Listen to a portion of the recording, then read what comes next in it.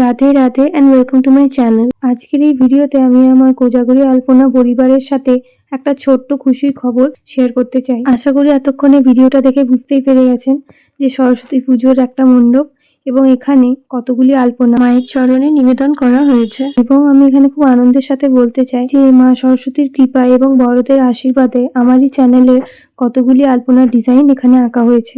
আমার এক বন্ধুর প্রচেষ্টায় এই পুজোর আয়োজন হয় তাদের পাড়াতে। এখানে এই সমস্ত আলপনা আঁকা হয়েছে। এছাড়াও দেখে নিন মণ্ডপটা কত সুন্দরভাবে সাজানো হয়েছে। ডিজাইনগুলো আমার হলো, যে আর্টিস্ট এই আলপনাগুলিকে সুন্দরভাবে সিম্পলিফাই করে এঁকেছেন তাকেও আমি কুর্নিশ জানাই। এরপর দেখে নিন কোন কোন আলপনাগুলো এখানে আঁকা হয়েছে। আমরা জানি মা সরস্বতীকে পলাশপ্রিয়া বলা হয়, তাই আমি পলাশের এই আলপনাটা এঁকেছিলাম, যেটা আমার চ্যানেলে আছে। আর এই আলপনাটাকেই সিম্পলিফাই করে আঁকা হয়েছে।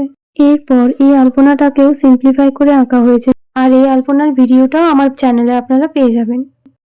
এরপর জোড়া হংসের আলপনা আঁকা হয়েছে, যেটা আপনারা আমার চ্যানেলে পেয়ে যাবেন। এরপর এখানে এই আলপনাটিকে সিম্পলিফাই করে আঁকা হয়েছে। এটি আমার প্র্যাকটিসের টাইমের একটি আলপনা, এটার ভিডিও আপনারা আমার চ্যানেলে পাবেন না।